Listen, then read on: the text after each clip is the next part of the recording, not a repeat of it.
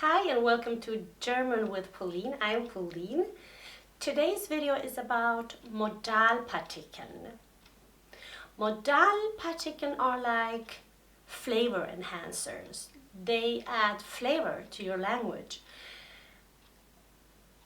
They are used to show and transmit emotions.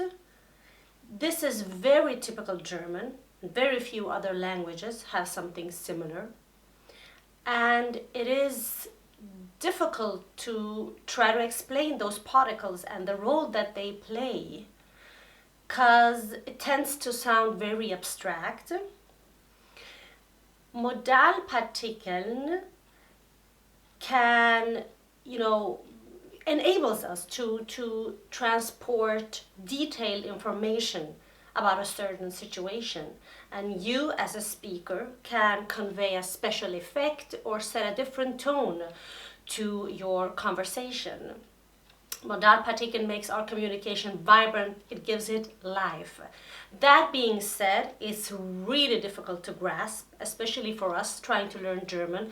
We automatically try to translate this into our native language, to get a better understanding, which is often not a very good idea.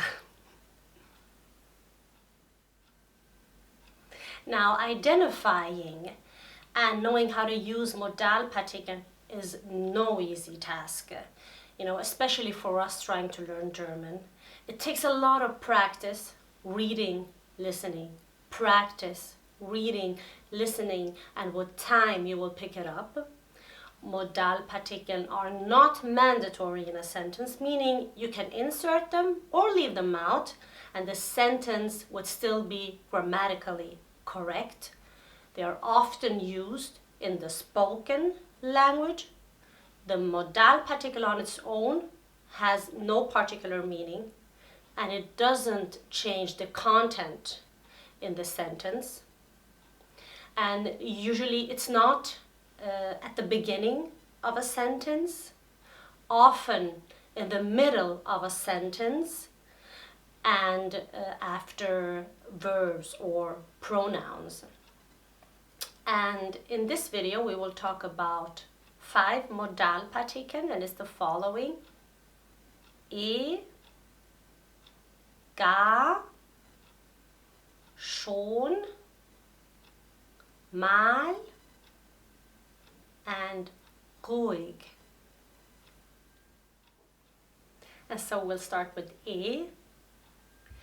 E is used when you're like, something will happen the way it will happen. Like something will play out the way you're expecting it to play out. And you know this from experience. It tends to be that way. As an example, Anna kommt immer spät. Like Anna is always late, so you're not expecting anything different this time either. Anna kommt immer spät. Number 2, gar. Gar is used in combination with nicht and kein, and it intensifies the sentence. Whatever you're saying is being intensified. Ich habe gar keine Lust. I'm not up to it, I don't feel like it at all. Ich habe gar keine Lust. Or es ging gar nicht gut. Didn't go well at all. Es ging gar nicht gut. And number 3, schon. Maybe you're having a conversation with a person and this person has a different opinion or sees a certain situation in a different way. Also, like in the sense of indeed. Example: Das ist schon richtig krass. Das ist schon richtig krass. Or you're trying to cheer up a person, and maybe you've heard this expression. Das wird schon wieder. like it will be alright. Das wird schon wieder. And then we have mal. Mal, makes requests friendlier, more polite.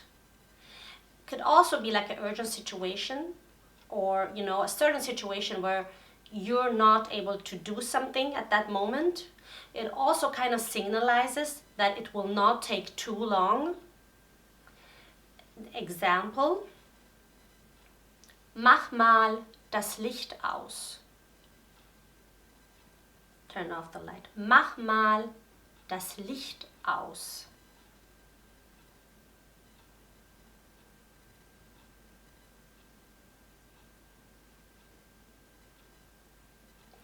Können Sie mal kommen? Können Sie mal kommen? And so the last one is ruhig. Ruhig is used for requests, and you're kind of signalizing that you're allowing something. You could be standing in line and someone comes and seems to be in a hurry, and you're like, gehen Sie ruhig vor. You're allowing them, so go ahead. Gehen Sie ruhig vor. Before I leave, I would like to summarize with 3 sentences. Mach mal die Tür auf, or mach ruhig die Tür auf, or mach doch die Tür auf. We talked about doch in my previous video. Now, regardless of what modal particle I use, if I would translate this into English, it would be open the door. Modalpartikeln makes the sentence friendlier and less of a command. So ultimately, regardless of which one I use, they have the same meaning. Okay guys, that's all for today. If you like this video, don't forget to give it a thumbs up and subscribe. Until next time, take care.